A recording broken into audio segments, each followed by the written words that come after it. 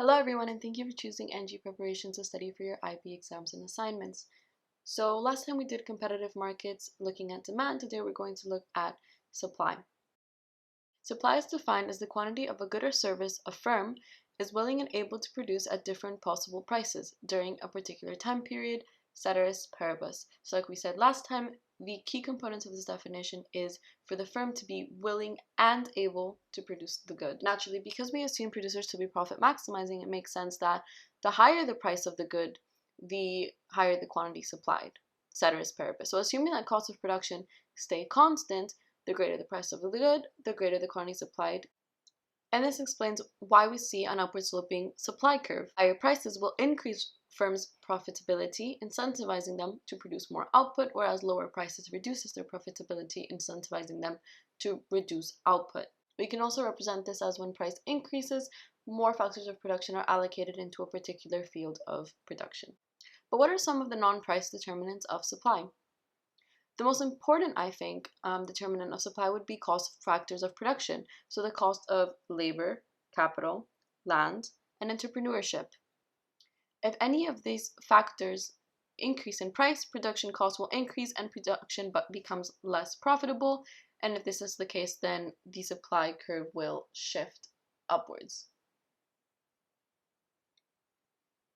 Another key determinant is price of related goods. So in demand, we looked at consumer substitutes and consumer complements. Now this is the same idea when we look at supply. There are joint supply goods, or in other words, producer complements, meaning things that can be produced together with the same factors of production, or in other words, production of goods derived from a single product. In this case, an increase in the price of one good leads to an increase in the supply of all the other joint products. So for instance, petrol, diesel oil, heating oil are all produced from crude oil, and we would consider them to be in joint supply. Now, like we have consumer substitutes, we also have producer substitutes, or goods that are in competitive supply, meaning that two goods are competing for the same use of resources. So in this case, an increase in the price of one good leads to a decrease in the supply of the other product.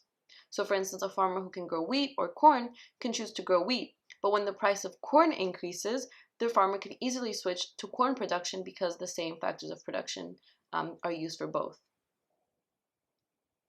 Another non-price determinant of supply would be producer expectations. If a firm expects prices to rise, they withhold some of their current supply to sell it at a higher price in the future. If they expect prices to fall, they increase supply to take advantages of current higher prices. Another determinant is number of firms. So when we see that there is suddenly an influx of firms entering the market, then supply would actually shift downwards because more firms are producing, and therefore we would assume there to be a greater supply at every price. Supply shocks is another non-price determinant. Supply shocks can include things like unpredictable events, weather conditions, war, natural disasters. All of these factors might decrease the availability of some factors of production and therefore shift the supply curve upwards.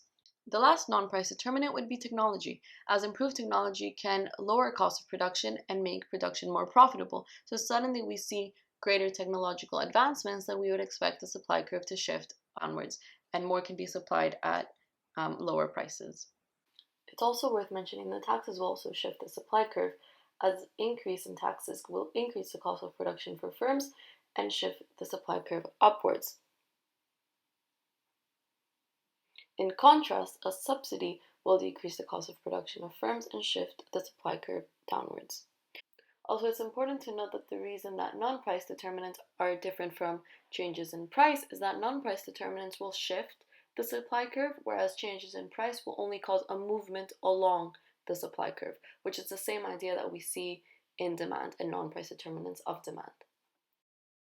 It's also worth noting that the difference between individual supply and market supply is that market supply is the horizontal summation of all individual supply curves, in the same way that market demand is the horizontal summation of individual demand curves. And by individual demand curves, I mean the individual's willingness and ability to buy certain goods at certain prices.